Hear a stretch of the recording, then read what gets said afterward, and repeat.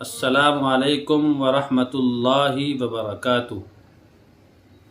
دارالفتاح جنتی مسجد گوکل پوری۔ آج آپ حضرات کے سامنے 4 سوالات اور ان کے جوابات پیش کرنے ہیں۔ پہلا سوال ہے غیر مسلموں کے مذہبی تہواروں کی مبارکباد دینا کیسا ہے؟ دوسرا سوال ہے کیا عورت کھلے آسمان کے نیچے نماز پڑھ سکتی ہے؟ تیسرا سوال ہے عورتیں اپنے بالوں کو بیچ سکتی ہے یا نہیں؟ اسی طرح عورتیں اپنے بالوں کو بیچ کر زیرہ خریدتی ہے، کیا وہ خریدنا بالوں کو بیچنا جائز ہے یا نہیں؟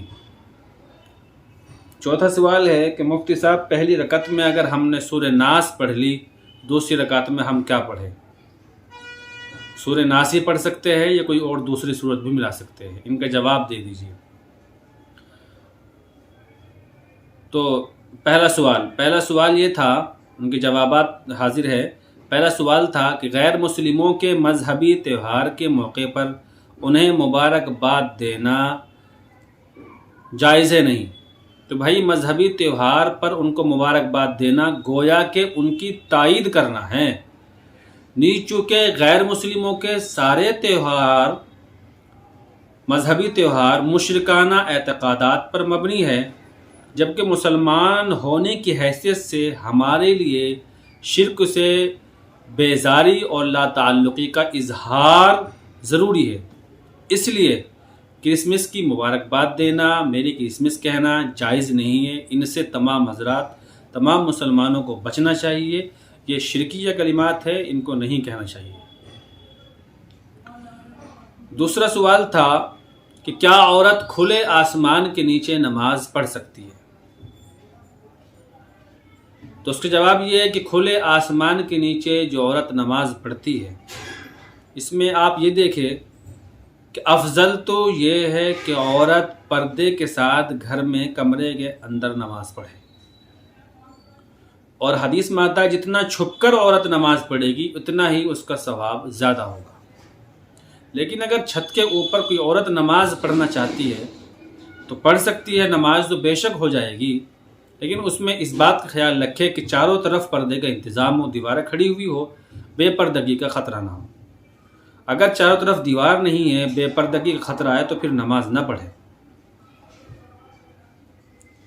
تو کھلے آسمان کے نیچے چھت کے اوپر نماز تو ہو جائے گی، لیکن افضل اور بہتر یہ ہے کہ گھر کے اندر پردے میں رہ کر نماز پڑھی جائے۔ تیسرا سوال تھا عورت اپنے بالوں کو بیچ سکتی ہے یا نہیں؟ تو اس کا جواب یہ ہے کہ بال یا ناخن یہ انسان کا جز ہے، عضو ہے، اور شریعت مطہرہ میں انسان کے لیے کسی بھی عضو کو جز کو بیچنا جائز نہیں ہے۔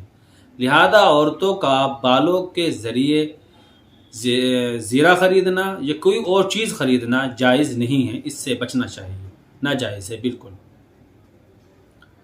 چوتھا سوال تھا کہ مفتی صاحب اگر پہلی رکعت میں ہم نے سورہ ناس پڑھ لی تو دوسری رکعت میں ہم کیا کریں؟ سورہ ناس ہی پڑھ لیں یا پیچھے سے کوئی اور سورت پڑھ لیں؟ تو اس کا جواب یہ ہے کہ بھائی 2 قسم کی نماز ہے، ایک فرض نماز ہے، ایک سنت اور نفل نماز ہے۔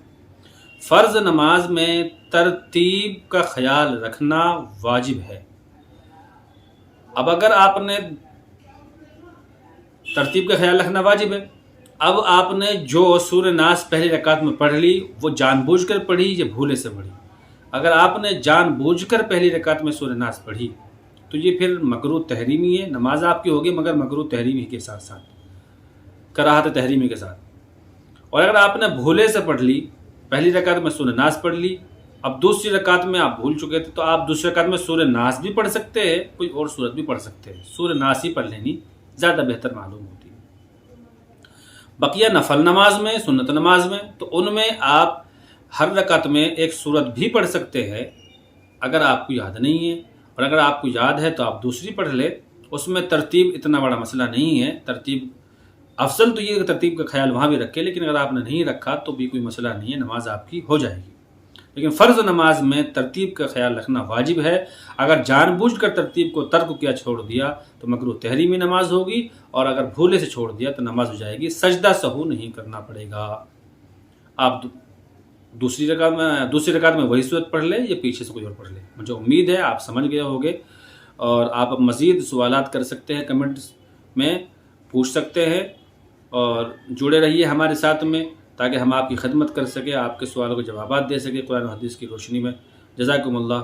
السلام علیکم ورحمۃ اللہ وبرکاتہ.